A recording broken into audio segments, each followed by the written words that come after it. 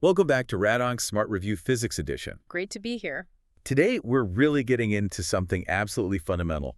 I'd say truly critical for anyone in radiation oncology. You mean the world of treatment planning, volumes, and concept? Exactly. The language we use, the definitions. It's the foundation for everything we do when we plan a treatment. It really is. You know, it reminds me of studying for boards. Everything feels like it's introduced as vital information. Right. Is there anything in RadOnc physics that isn't vital? Maybe not. Probably true. But seriously, understanding these volumes is genuinely foundational. Last time we touched on calculating monitor units for just a single point. Yeah, but that's not the reality, is it? We treat volumes, three-dimensional complex shapes inside the patient. We certainly do. And you can't just, well, guess where the tumor edges are or how much margin you need. Precision is key. And clear communication. That's why we have this standardized system, largely thanks to the International Commission on Radiation Units and Measurements. The ICRU. Yep, the ICRU. Their definitions give us that common language for target volumes, and also for the healthy tissues we need to protect the organs at risk. It's basically the scaffolding we build our plans on, right? Mm-hmm. Allows us to create them, evaluate them, compare them. Not just in our own clinic, but across different institutions for research, for making sure patient care is consistent. It's huge. Because the main goal, the overarching goal of planning, is always to deliver that prescribed dose right to the target volume. While, crucially, keeping the dose to the surrounding healthy stuff, the OARs, as low as possible, below their tolerance levels. And imagine trying to compare results from a clinical trial if everyone defined target No, differently. to chaos. Complete apples and oranges. So these definitions ensure consistency. It's all about everyone being on the same page. Truly. And just a reminder, if you want to dig deeper into any of this, find more resources, or practice some questions, you can always head over to RadOncSmartLearn.com. Good point. RadOncSmartLearn.com. Okay, so where do we start? The very beginning of planning. Right. Before any beams are designed or doses calculated, step one is defining what exactly we're treating. And that begins with identifying the tumor itself. This step leans heavily on the clinical exam, but really it's driven by the imaging. CT scans, MRIs, PET scans, whatever gives us the best picture. Okay, so that first volume is the gross tumor volume, the GTV. Yep, TTV. And it's pretty much what it sounds like, the gross, visible, or sometimes palpable extent of the tumor that we know is there. It's what you can actually see on the scan or maybe feel if it's like a neck node or something superficial. Exactly. It's the area where you have definitive evidence of cancer. And remember, a patient might have more than one GTV. Oh, right, like a primary tumor and then some involved lymph nodes elsewhere. Precisely. You could have a GTV for the primary site and separate GTVs for each positive node you can see. Okay, GTV is the seen tumor. Mm. But we all know cancer isn't always that neat. It sends out little microscopic fingers. That invisible spread, yeah. The subclinical disease, that's the tricky part. And dealing with that brings us to the next volume. Which is the clinical target volume, the CTV. Right, so the CTV starts with the GTV, but then you add a margin around it. You do, and this is where the art and science of radiation oncology really merge. That margin isn't just plucked out of thin air. No, it has to be based on clinical knowledge, right? Mm-hmm. How that specific cancer behaves. Absolutely. That margin is designed to cover areas where we suspect there might be subclinical microscopic disease that just doesn't show up on our current scans. So you're thinking about things like, how does it spread through lymph channels? Does it follow nerve pathways or fascial planes? Exactly that. You need detailed anatomical knowledge, understanding the typical patterns of spread for that cancer type and stage. It's about anticipating where those invisible cells might be lurking. So the CTV is really the volume we biologically intend to treat. The whole shebang, visible and suspected microscopic. That's the perfect way to put it. It's the true biological target volume we want to sterilize with radiation. Which makes defining it accurately just incredibly important if you get the CTV wrong. The whole plan is built on a flawed foundation. You risk missing part of the cancer, which leads to recurrence. It's arguably the most critical contour the physician draws. Okay, quick recap. GTV is visible tumor. CTV is GTV plus a margin for that unseen microscopic disease, our biological target. Seems logical. It is, but then reality intrudes. Yes. Patients aren't statues. They breathe, they wiggle a bit day to day. Our machines aren't perfect. All those uncertainties. We have the biological target defined, the CTV, but now we need to add layers, geometric buffers, to make sure our dose actually covers that CTV consistently, day in and day out, despite all that movement and variation. And the first type of uncertainty we account for is the internal movement. Yes, that's handled by the internal margin, the IM. So the IM deals with the CTV itself moving around inside the patient. Exactly.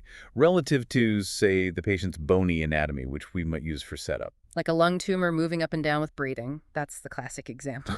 That's the prime example, especially for anything in the chest or upper abdomen. But it also includes things like the heart beating, bowel gas moving things around, or how full the bladder or rectum is changing day to day. So the CPV isn't fixed in space. Right. We add this IM to the CTV, and that combination gives us what? That gives us the internal target volume, the ITV. So ITV equals CTV plus IM. And the ITV represents the total space that the CTV might occupy over time because of all these internal wiggles. Precisely. It's the envelope of the CTV's likely positions due to physiological motion during or between treatments. How do you figure out how much it moves? How big does the IM need to be? The standard way now is often using 4D CT scans. So those capture images throughout the breathing cycle. Yeah, so you can actually see the tumor's path and measure its maximum movement, its excursion. Sometimes fluoroscopy is used too. You measure that range of motion and define your IM based on that. Using an ITV seems like it could make planning simpler in a way. You just draw a bigger circle and make sure you cover it. It can simplify the planning geometry, yes, but the downside Is that you're deliberately treating a larger volume of tissue, including potentially more healthy tissue that's only sometimes occupied by the tumor. exactly the trade-off. It's convenient for planning, but might increase toxicity, which is why motion management techniques are so important. Things like getting patients to hold their breath during treatment, or using gating, where the machine only turns on when the tumor's in the right spot. Yes, those techniques aim to reduce or control the internal motion. If you can limit how much the target moves, you can use a smaller IM, or sometimes you might not need an ITV at all because you're effectively immobilizing the target relative to the treatment beam. Okay, so IM and ITV handle the target moving inside the patient. What about the other stuff, like the patient not being in the exact same position on the treatment couch every day? Or tiny variations in the daily image guidance alignment, or even minuscule mechanical drifts in the treatment machine itself. Right, all those external factors. Those are covered by the setup margin, the SM. This margin accounts for all those external day-to-day setup variations and system uncertainties. And adding that margin finally gets us to the volume the planning system uses for optimization. Yes, that final volume, the one used for geometric planning and dose calculation, is the planning target volume, the PTV. So the PTV is derived by adding the setup margin, the SM, to what? To either the CTV, if there wasn't significant internal motion warranting an ITV, or if you did use an ITV, then the PTV is the ITV plus the SM. Which means if you use both margins, the full expansion is CTV plus IM plus SM equals PTV. That's the complete chain, yes. GTV to CTV, CTV plus IM to ITV plus SM to PTV. Let's try that analogy we talked about. Maybe that helps cement the PTV concept. Imagine the CTV, the biological target, is a small, valuable jewel. Okay, got the jewel. That's what we absolutely have to hit. Now, maybe that jewel's on a little platform that sometimes vibrates on its own. That's the internal motion. To make sure the jewel doesn't vibrate right off the platform, you put a slightly larger stable dish around it. That dish represents the ITV. It contains the whole area the jewel might wiggle into. Okay, ITV is the wiggle room container. Right. But now, you have to carry this dish with the vibrating jewel inside across a bumpy room. Your hand isn't perfectly steady. That's setup uncertainty. Right, external wobbles. So to make sure the dish itself, the ITV, doesn't get jostled too close to the edge of safety or bump into things, you place the whole dish inside a bigger, well-padded box. Ah, and that padded box is the PTV. Exactly. The PTV is that larger geometric box. It's not the jewel itself, but it's the volume you aim your treatment beams at. You make sure the box gets the full dose, knowing that even with the internal vibrations, IM, and the external jostling, SM, the actual jewel, the CTV, is highly, highly likely to stay safely inside that high-dose region. Perfect analogy. So the PTV isn't biological reality, it's a geometric planning tool. A necessary tool to handle the uncertainties of the real world and ensure the CTV gets the dose we intend. Precisely. It allows for robust planning and delivery. Can we quickly run through that mnemonic for the hierarchy again, just to lock it in? Sure. Start with gross what you see. GTV, That leads to clinical adding the margin for microscopic disease. TTV. The clinical can then lead to internal if there's internal motion needing an IM. ITV. Optional step. Right. And then either the clinical, if no ITV, or the internal, if you made an ITV, leads finally to planning by adding the SM. PTV. Got it. Gross clinical optional internal planning. GTV, CTV, ITV, PTV. And remembering which margin goes where, microscopic for CTV, internal motion for ITV, setup for PTV. Exactly. Helps keep track of what each volume accounts for. Okay, so we've defined all the volumes before we make the plan. Now, what about volumes that are defined after the plan is done and the dose distribution is calculated? Right. These volumes only exist once you have the dose grid. The first one is the treated volume. Treated volume, what's that defined by? It's simply the volume of tissue that's enclosed by the isodose line corresponding to the prescription dose. So if we prescribe 60 gray, the treated volume is everything inside the 60 gray contour. Exactly that. Ideally, in a perfect world, the treated volume would perfectly match and cover your PTV. But reality isn't always perfect. Right. In practice, because of planning compromises or dose fall-off, we usually aim for the treated volume at the 100% prescription dose level to cover most of the PTV.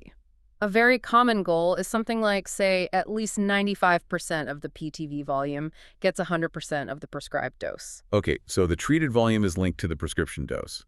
Is there another bigger volume related to dose? Yes, there's the irradiated volume. This is a broader concept. It's the total volume of tissue that receives a dose considered significant relative to normal tissue tolerance, even if it's below the prescription dose. What counts as significant? Like maybe everything getting over 20% of the prescription dose? Yeah. Or 50%? Those are common thresholds people use, yes. There isn't one single definition, but the point is the irradiated volume is always going to be larger than the treated volume. Because dose doesn't just stop dead at the edge, it falls off gradually.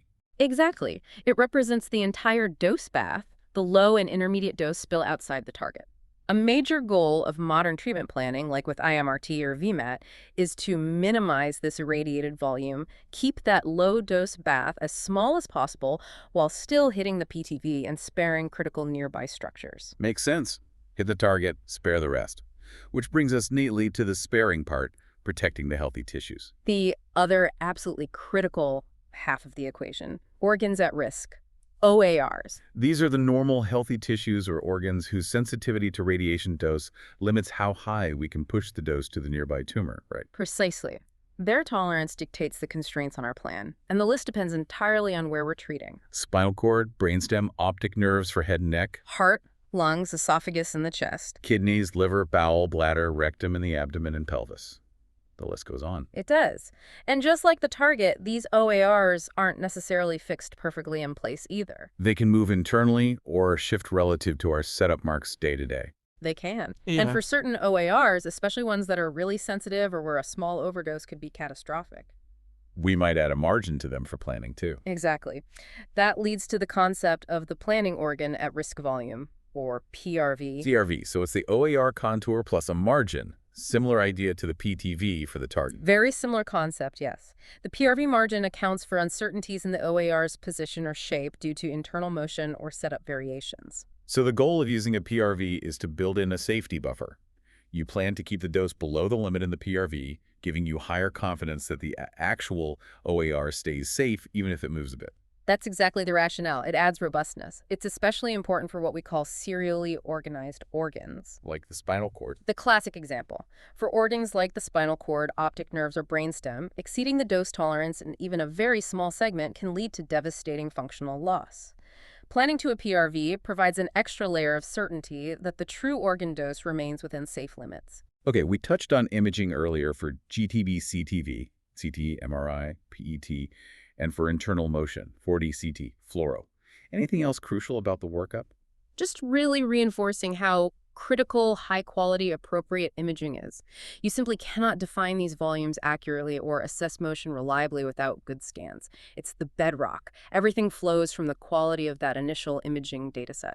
And you also mentioned the clinical knowledge for the CTV motion, linking back to the cancer's pathology and stage.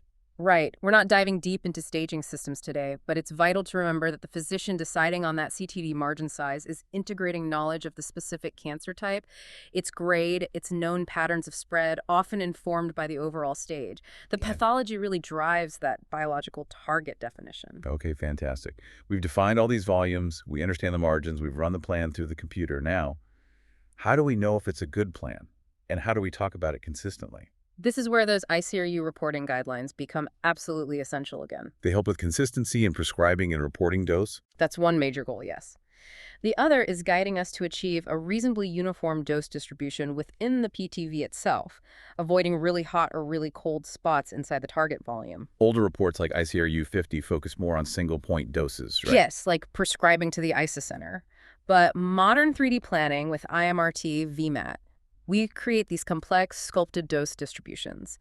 A single point doesn't capture the whole picture anymore. So that's where newer reports like ICRU 83 came in, formalizing the use of dose volume statistics. Exactly. ICRU 83 emphasizes using dose volume histograms, DVHs, and requires reporting a minimum set of dose volume metrics for every PTV. A minimum data set for the PTV. How many numbers are we talking? 4 key numbers. Okay, what are they? First, D98%. That's the minimum dose received by 98% of the PTV volume. So D98 tells you about the coldest part of the PTV, helps assess coverage. Precisely. It's a near minimum dose metric. Second is D2%. That's the minimum dose received by the hottest 2% of the PTV volume. And D2 is the near maximum dose. Tells you about hotspots. You got it. D98 for cold spots coverage, D2 for hot spots. What are the other two? You also need to report D50%, which is the median dose to the PTV. The dose covering half the volume. Right, and the mean dose to the PTV. These give you a sense of the central tendency of the dose, the overall dose level within the target. And is there a single number that summarizes how uniform the dose is? Yes, that's the homogeneity index, or HI. HI. How's that calculated? The formula ICRU 83 uses is you take D2%, subtract D98%, and then divide that difference by D50%. Okay, so D2, wait, D98, Yeah. D50. The spread between hot and cold relative to the median dose. Exactly. If the dose were perfectly uniform, D2 would equal D98, and the HI would be 0. Which is ideal, but probably never happens in reality. Almost never with complex plans. An HI value close to 0 is better. Often, something around 0.1 or maybe slightly higher is considered clinically acceptable, depending on the situation. So those 4 D values, D98, D2, D50 mean plus the HI, give a pretty good numerical summary of the PTV dose distribution. They do. But how the dose is actually prescribed in the first place can also vary, which can be another source of confusion. Ah, different prescription conventions. Why are there different ways? It mostly reflects the history and evolution of planning techniques. Back in the 2D or simple 3D conformal era, prescribing to a single point was common. Like that example you mentioned, 74 G in 37 fractions to the ICRU reference point. Maybe from an older trial like RTOG 0617. Exactly that kind of language. So a key resident tip. If you see a point prescription like that, especially in older plans or trial documents, you must clarify if the plan evaluation only cared about hitting that point dose. Or if, as is standard practice now, you also need to evaluate the full volumetric coverage using DVHs for the PTV and check OAR constraints. Right. They imply very different levels of plan scrutiny. Okay, so point prescriptions are mostly legacy. What's common now with modern 3D planning? Dose volume prescriptions, which ICRU 83 helped formalize. This is where the prescription itself is tied to a dose volume metric. Like saying prescribe 60 gray such that D95% equals 60 gray. That's a very, very common one for definitive treatments, meaning the dose that covers 95% of the PTV volume should be equal to 100% of your prescription dose. Or you might see it phrased as V100% should be greater than or equal to 95%. Yep, those are functionally equivalent ways to state that common coverage goal for the PTV. V100 to 95% is another popular target. And what about normalizing the plan? You hear normalized to D95%. What does that mean in practice? Good question. That's a common technique in the planning system. The planner tells the system to scale the entire dose distribution up or down so that the dose value at the 95% volume level on the PTV's DVH curve is exactly 100% of the intended prescription dose. So you force the D95 to equal the prescription dose. You do. And an important consequence of doing that is that the mean dose to the PTV, and often the median dose too, will end up being slightly higher than the stated prescription dose, maybe by 1, 2, or 3%. Why is that? Because you're anchoring the prescription dose near the edge of the PTV coverage at 95% volume, to achieve that, the dose deeper inside the PTV has to be a bit higher. This is generally acceptable, but it's crucial that you report that resulting higher mean PTV dose accurately. Got it. And what's the usual limit for hotspots within the PTV when you do this kind of conventional planning? A very common rule of thumb for conventionally fractionated treatments is to try and keep the D2%, the dose to the hottest 2% of the PTV, at or below 107% of the prescribed dose. Going much higher might indicate an undesirably hot region. Are there other normalization points besides D95? Yes, sometimes you might see prescriptions normalized differently, perhaps to D90%. This might be used for certain SBRT boost plans or if following a specific older protocol. So 50 gray normalized to 90% would mean D90% equals 50 gray. Exactly. And if you see that, the same rules apply. Yeah. You must clearly state the normalization point, and you absolutely have to report the resulting D98, D2, D50, and mean doses, which will all be higher than 50G. And a critical clinical check: where is that D2 hotspot located? Is it safely inside the BTV, or is it getting worryingly close to a sensitive OAR? Good point. And speaking of SBRT and also SRS, stereotactic radiosurgery, they often use yet another prescription method, right? They do. Isodose line prescriptions are very common for these highly conformal, high-dose perfraction techniques. How does that work? Instead of prescribing to a point or a D-volume metric, you prescribe the dose to a specific isodose line that encloses the PTV. Okay, example. For brain SRS, you might see 20 grays and one fraction prescribed to the 50% isodose line. So that means the 20 gray dose contour wraps around the PTD. Yes, but critically, it doesn't mean the PTV gets only 20 gray. Because it's prescribed to the 50% line, the dose inside that line at the center of the target will be much higher. How much higher? If 20J is the 50% line. Then the dose at the 100% point, conceptually the center, will be roughly double. 20G divided by 0.50 equals 40 gray. So you're accepting a very hot center to get sharp dose fall off at the edge defined by the 20J line. Wow, okay. That's a different philosophy. What about for SBRT, like in the lung? Similar idea. You might see 54 gray and 3 fractions to the 80% PTV enclosing isodose line. Again, the 54 gray contour defines the boundary, and the dose inside will be higher. 54 0.80 equals 67.5 gray at the 100% point. So resident tip, always note the isodose line percentage used for prescription and understand the implied central hotspot, Rx dose, isodose That's percent. absolutely essential. And for SBRT, especially lung, people often report other metrics related to conformality and dose spill, like the R50%. 50%. It's the ratio of the volume enclosed by the 50% isodose line to the volume of the PTV. It gives a measure of how much low-dose wash there is outside the target. Lower R50 values are generally better, indicating less low-dose spill. Okay, that covers point, D volume, and isodose line prescriptions. Yeah. Any others? The last category is biologic prescriptions. These become relevant for particle therapy, like protons or carbon ions, or for very non-standard fractionation schemes where the biological effect per gray isn't the same as for photons. So this involves things like RBE, relative biological effectiveness. Exactly. You'll see terms like gray RBE, or sometimes the dose might be expressed in EQD2 equivalent dose in 2 gray fractions using specific assumptions about tissue response. ICRU Report 91 and protocols like NRG BN001 use this kind of language. An example might be 70 gray RBE in 35 fractions, assuming an alpha-beta ratio of 10 gray. This tells you the biologically effective dose goal, accounting for the RBE of the radiation type used. Sounds like a key skill is just recognizing which prescription convention is being used and applying the right evaluation criteria. That's a huge part of plan review, absolutely. And underlying all of these conventions is a fundamental expectation about dose accuracy. How accurate does the dose we delivered need to be compared to what the computer calculated? This is a cornerstone of quality assurance. The generally accepted international standard, reinforced by the IAEA and others, is that the delivered dose should agree with the planned dose within plus or minus 5% throughout the PTV. Plus or minus 5%. That's the overall tolerance for the entire process. Yes.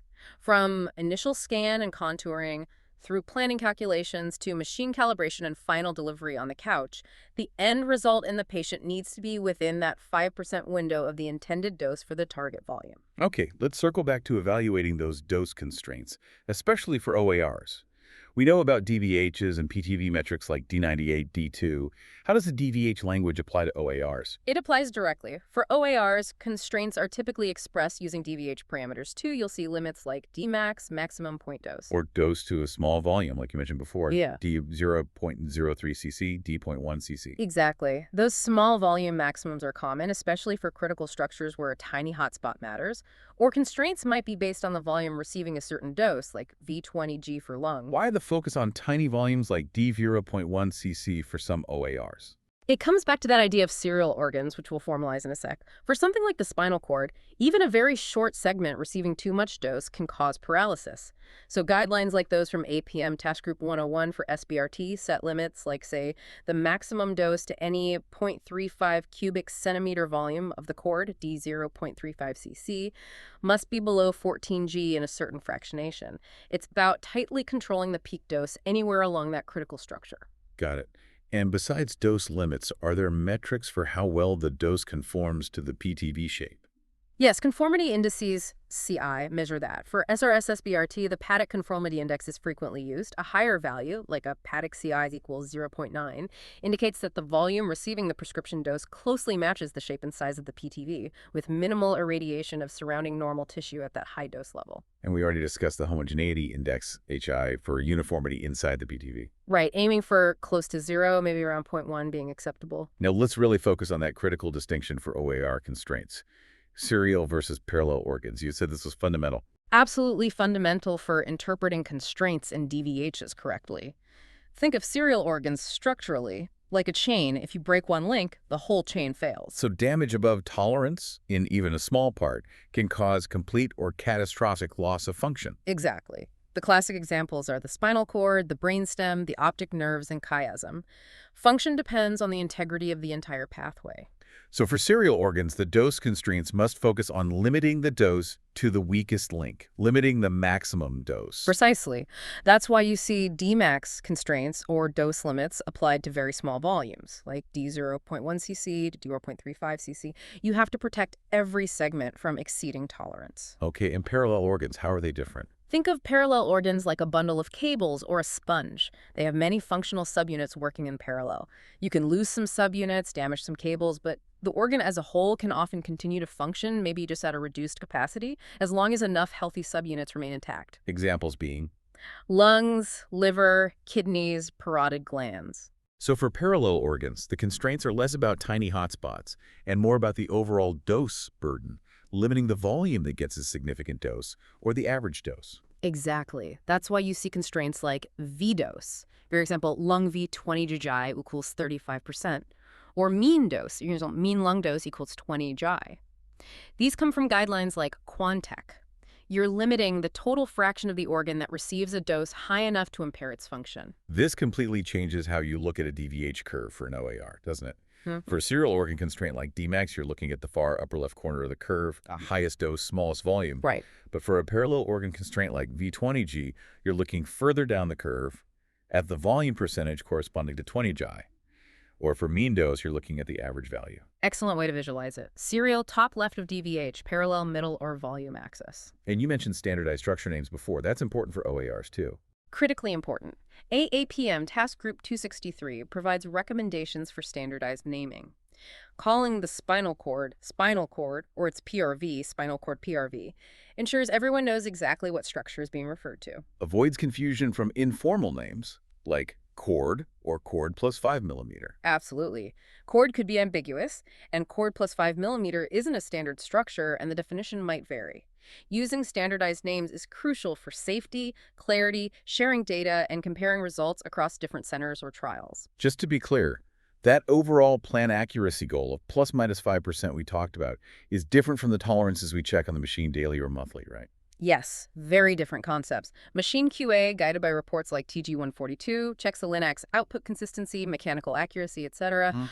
often to tighter tolerances like plus minus 1% for daily output or plus minus 3% for monthly IMRTQA. That's ensuring the machine can deliver accurately. Whereas the plus minus 5% is the tolerance for the entire clinical process. Yes, it's the end-to-end accuracy check, ensuring the dose delivered to the PTV and the patient, accounting for everything from the simulation scan to the final fraction, matches the calculated planned dose within that 5% window. It's a much broader clinical tolerance. Okay, let's tackle something that often causes headaches. Comparing dose constraints when treatments use different numbers of fractions. The land of beta D and EQD2. Biological effective dose and equivalent dose in 2 gray fractions. Essential tools if you need to compare, say, an SBOT constraint given in dose per fraction to a conventional fractionation limit from Quantec. Because a gray is not always a gray biologically, depending on the fraction size. Exactly. The biological impact changes, so we need these formulas to make fair comparisons. Can you walk us through the formulas? First, BED. Okay, BED equals ND1 plus D alpha beta ratio. Let's break that down. N is Number of fractions. dose per fraction. And the alpha beta ratio. That's a tissue-specific value that reflects how sensitive that tissue's response is to changes in fraction size. A low alpha beta means it's very sensitive to fraction size, typical for late responding tissues. A high alpha beta means it's less sensitive, typical for tumors and acutely responding tissues. So BED gives you a measure of the total biological punch delivered by a specific N and D, considering the tissue sensitivity. That's a good way to think of it. Now, EQD2 takes that BED value and converts it back into a total dose value that would give the same biological effect if it had been delivered using standard 2 gray fractions. Okay, what's the EQD2 formula? EQD2 equals BDD1 plus 2 alpha beta ratio. You use the same alpha beta ratio for the tissue as you did in the BED calculation. So EQD2 lets you translate any fractionation schedule into a common currency based on 2G diffractions. Exactly. It allows for apples-to-apples comparison of biological effects across different schedules. Resident tip incoming. Knowing common alpha-beta values seems crucial here. Absolutely. You should definitely memorize the key ones.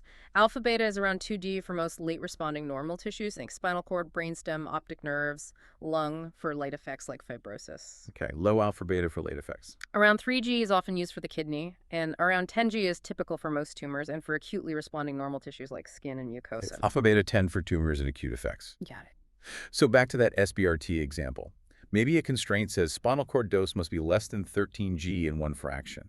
How do you compare that to a conventional limit, say 45G EQD2? Okay, conceptual walkthrough. First, calculate the BED for 13Gs in 1 fraction, N1D13, using the spinal cord alpha beta of 2G. So BED 113, 1 plus 13.2 equals 13.1 plus 6.5 and 2.7, 7.5, again using alpha beta 2G. EQD2 equals 97.5, 1 plus 2, 2 equals 97.5, 1 plus 1 plus 1 plus 1, 97.52 equals 48.75 G EQD. So that 13G single fraction of the cord is biologically equivalent to delivering almost 49G in 2 DQ fractions. And if the limit was 45G 2D2, then 13G in 1 fraction would exceed that biological limit. Exactly. That's how you use BED and EQD2 to make those critical comparisons when applying constraints from literature or protocols to plans with different fractionation schemes. Essential skill. Yeah. Now let's try to bring a lot of the reporting stuff together. You provided a really comprehensive sample prescription sentence earlier. Can we unpack that? Sure, it's dense, but it shows how you can communicate a lot of ICRU 83 information concisely. Let's hear it again. Okay. We prescribe 50 grays and 25 fractions to the PTV. Normalize so that 90% of the PTV receives the full dose, meaning D 90% equals 50 gray. The plan achieves a D 98% of 48 gray, which is 96% of 50 gray, a D 2% of 53 gray, which is 106% of 50 gray, a median dose D 50% of 51 gray, and a mean PTV dose of 51.2 gray. This gives an HI equal to, open parenthesis, 53 minus 48, close parenthesis, divided by 51, which is 0.098. Lung constraints are met with a mean lung dose of 12 gray and V20 gray of 24%. All measurements for PTV coverage and OAR doses fall within the institutional and IAEA recommended plus or minus 5% accuracy band for dose delivery. Phew. Okay, let's break it down. First part gives the prescription, dose 50G, fractions 25, target volume, PTV. And crucially, the normalization method. Normalize so that 90% receives the full dose, explicitly stating D90% is 50G. No ambiguity there. Then it gives the ICRU 83 required numbers for the PTV. D98 is 48 GG, 96% of RX. Tells you about the minimum coverage. D2 is 53 GG, 106% of Rx. Tells you the hotspot magnitude. Within the typical 107% limit, D50 median is 51 gg, mean dose is 51.2 g. gives this central tendency. And notice, as expected, when normalizing to D90, the mean, 51.2, is higher than the prescription, 50. This statement acknowledges that. Then it calculates the HI, 5348, 51, indicating good homogeneity, less than 0.1. Then it confirms key OAR constraints are met specifically for the lung, giving mean dose, 12 GI, and V 20 GI, 24%. You'd likely detail other OARs elsewhere, but this shows the principle. Right, documenting that critical OARs are safe. And finally, it confirms the overall plan accuracy meets the plus minus 5% standard. Exactly. So that one paragraph hits all of the key reporting points for the target dose distribution according to modern standards, plus OARs and overall accuracy. It's a good model for clear communication. And the best way to visually confirm all these numbers and the overall dose shapes, dose volume histograms, DVHs, they are absolutely your primary tool for plan evaluation. You can see everything at a glance. D98 hitting the coverage goal, D2 below the hotspot limit, OAR curves staying below the constraint points, whether V dose or D volume. Precisely. And don't forget, if you use PRVs for any OARs, make sure you're evaluating the DVH curve for the PRV as well as the OAR itself, depending on your institutional policy or protocol requirements. Good point. Let's talk about some red flags or common pitfalls, things that might catch out residents or physicists when reviewing plans, or maybe even on boards. Okay, good idea. One area is definitely ambiguity in prescription language. We touched on this, but seeing something like at least 95% of PTV receives a 95% of RX. Yeah, what does RX mean there? Is it 100% dose, or is the RX dose itself 95%? Exactly. You need to clarify. Is the goal V 100%, or is it 95%? Or is the prescription actually to the 95% OADOS line, meaning D95% is unclear? Oh. Always confirm the normalization and coverage intent if the phrasing is unclear. Don't assume. What's another pitfall? Related to normalization, if a plan says 50 Gs normalized to 90%, don't just nod and accept it. Look at the resulting D98, D2, median, and mean doses. Understand the full consequence of that normalization. And crucially, check where that D2 hotspot is located geographically in the plan viewer. Is it safely contained within the PTV, away from critical structures? Or did that normalization push a hotspot right up against or even into an OAR that can't tolerate it? That's a critical safety check. Makes sense. What about plans delivered in stages, like a primary course plus a boost? Ah, yes. Some plans, or composite plans. A huge potential pitfall is evaluating OAR constraints only on the DVH for the boost plan, or only on the initial plan. But the OAR gets dose from both. Exactly. You must create a summed plan that adds the dose distributions from all phases of treatment together. Then evaluate all OAR constraints on the composite DVH representing the total cumulative dose. Forgetting this can lead to major overdoses of normal tissues. Critical point for sequential treatments. And structure names again. Worth hammering home. Using non-standardized names, cord, bowel bag, lump, or inconsistent names between planners or institutions is a recipe for confusion and potential error. Stick to or map structures to the TG263 recommended nomenclature. It avoids ambiguity. Last pitfall. Be aware of the dose calculation algorithm used. Different algorithms like AAA versus ICRU, XB versus Monte Carlo can calculate dose differently, especially near interfaces like lung tissue or bone tissue. How much difference can it make? It can sometimes be up to 2% or even a bit more in tricky areas. So if you're comparing a plan calculated with ICRU to constraints published based on AAA calculations, you need to be aware there might be inherent differences. Always document the algorithm used in the plan report. All these details, volumes, margins, reporting standards, constraints, they aren't just academic, are they? They directly feed into clinical decisions every day. Absolutely. They are the framework for clinical decision-making in planning. Step 1, getting that CTV right. Using the best imaging, fusing scans, applying solid clinical knowledge that's paramount to avoid missing the target. But making it too big increases toxicity. And the margins you choose, the IM and SM, reflect your whole treatment approach. Yes, your margin philosophy. How big are your margins? That depends on the site, how well you can immobilize the patient, whether you're using sophisticated motion management like gating or tracking, and how rigorous your daily image guidance IGRT protocol is. Tighter margins are possible with better tech. Generally, yes. Advanced IGRT and motion management can allow for smaller SM and IM, leading to smaller PTVs, which can potentially spare more OARs. And it's a big, but using tighter margins requires extremely high confidence and robust QA in your entire setup and delivery process. You have less room for error. And the plan optimization itself is always a series of trade-offs, visible on the DVHs. Always. You push to improve PTV coverage here, but oh, the dose to the rectum goes up. You spare the rectum more, but now maybe the PTV coverage near it dips slightly. It's a constant balancing act, guided by the clinical priorities for that specific patient. DVHs are how you visualize and navigate those trade-offs. And having the standardized ICRU language lets us discuss these trade-offs and compare outcomes consistently. Exactly. It allows meaningful comparison of different techniques, participation in clinical trials, and ensures a common understanding of plan quality across the board. Let's try to walk through that mini case study to pull it all together. A tumor in the lower lung near the spinal cord, and it moves with breathing. Okay, step 1. Identify the GTV. Find the visible tumor on the planning CT, maybe fuse in a PT or diagnostic CT for clarity. Step 2. Define the CTV. Add a margin to the GTV based on clinical knowledge of lung cancer spread patterns for that stage histology. This is the biological target. Step 3. Address internal motion. Get a 4D CT scan. Measure the tumor's movement range during breathing. Define an internal margin, IM, to cover that motion. Add the IM to the CTV to create the ITV. Step 4. Address setup uncertainty. Determine the appropriate setup margin SM based on immobilization, IGRT protocol, etc.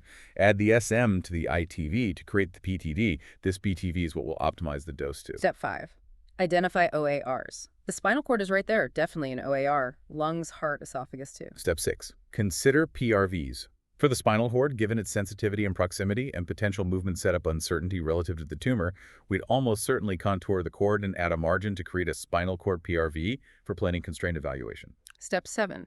Determine constraint types. The spinal cord is the serial organ. Right, so its constraint will be a max dose or small volume dose limit, like D 0.35 cc/xg, likely referencing TG101 guidelines if it's SB or T. And the lungs are Parallel organs. So their constraints will be volumetric, like V20 BGY% and mean lung dose ZG, likely referencing Quantec or protocol limits. perfect. That illustrates the whole workflow from GTV to PTV and OAR-PRV constraints in practice. Exactly. All right, ready for a quick board review blitz? Test these concepts. Let's do it. Hit me. Question 1. A physician contours the visible tumor on a planning CT scan. According to ICRU definitions, this volume represents the A, CTV, B, GTV, PTV, D, treated volume. Visible tumor is gross tumor volume. B, GTV. Correct. Question 2. A margin is added to the CTV to account for potential movement of the tumor due to respiration. The resulting volume is known as the A, PTV, B, GTV, C, ITV, T, ITV. Margin for internal motion respiration added to CTV creates the internal target volume, C, ITV. Correct. PTV includes setup margin, GTV is just visible, PRV is for OARs. Question 3. Which volume is typically used by the treatment planning system's optimization algorithm as the target for dose coverage when generating an IMRT or VMAT plan? A, GTV, B, CTV, C, PTV, D. Treated volume. The planning system optimizes coverage to the volume that includes all margins for uncertainty, which is the planning target volume. C, PTV. Correct. Last one. Question 4. A common dose coverage objective for the PTV in definitive radiation therapy planning when prescribed to a dose Rx is A, 100% of the PTV receives at least 100% of Rx. B, the dose to 95% of the PTV volume, D 95% is equal to 95% of Rx. The dose to 95% of the PTV volume, D 95%, is equal to 100% of RxD. 100% of the PTV receives at least 95% of Rx. Okay, the common goal is that the dose covering 95% of the PTV equals the full prescription dose. That matches C. D 95% equals 100% of Rx. Exactly right. Option A is ideal but rarely achieved.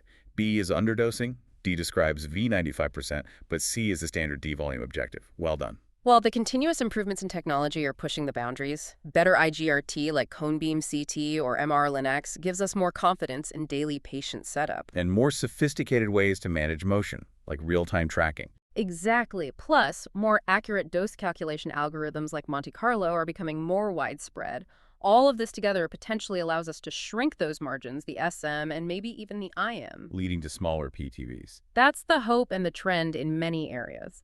Smaller PTVs mean irradiating less normal tissue within the high-dose region, which could lead to reduced toxicity or allow for safe dose escalation. But it requires higher confidence. Immense confidence and rigorous QA. If you shrink your margins, your tolerance for any error in localization or delivery decreases significantly. It's an ongoing evolution, constantly refining that balance between geometric accuracy and clinical robustness. So let's try to wrap up this comprehensive look at treatment volumes and planning concepts. Okay, we hammered home the core ICRU target volumes: GTV visible, CTV, GTV plus microscopic margin, biological target, ITV, CTV plus internal motion margin, and PTV, CTV or ITV plus setup margin, geometric planning target. We covered OARs, the healthy tissues we need to protect, and the optional use of PRVs, OAR plus margin for added safety, especially for serial organs. We also defined the treated volume, based on prescription isodose, and the irradiated volume, total dose bath. We detailed the essential ICRU 83 reporting metrics for PTV dose: D98% near min, D2% near max, D50% median, mean dose, and the homogeneity index HI to quantify uniformity. We explored the different ways dose can be prescribed. Older point prescriptions, modern DVH-based prescriptions like D95 prescriptions common in SRSS-BRT, and biologic prescriptions using RVE or EQD2 for particles or non-standard fractionation. We stressed understanding OAR constraints, crucially distinguishing between serial organs needing Dmax or small volume limits, and parallel organs using VDOS or mean dose limits, and referencing key guidelines like Quantec and TG101. And the utility of BD and EQ2, using the correct alpha-beta ratios, 2 for late, 3 for kidney, 10 for tumor acute, to compare dose schedules biologically. Plus, the fundamental plus minus 5% overall dose accuracy requirement and the need for standardized structure nomenclature using TG263 guidelines. And remembering that DVHs are the key visual tool to assess PTV coverage, uniformity, OAR sparing, and the overall quality of the plan against all these metrics. Absolutely. This whole framework, standardized volumes, margins, dose reporting, evaluation metrics, it's the language we use for clear communication, consistent planning, quality assurance, and ultimately for advancing patient care. So remember, as you look at plans, these volumes and standards aren't just abstract physics concepts. They are the direct link between the physics planning process and the clinical outcome for your patient. Mastering this language is fundamental. Keep practicing applying these concepts. And for more practice questions, oral board style reviews, and other resources on this topic, don't forget to visit RadOncSmartLearn.com. Definitely check that out. And be sure to subscribe to RadOnc Smart Review because next time we're going to dive into the techniques used for plan optimization itself. Looking forward to it. Thanks for tuning in, everyone.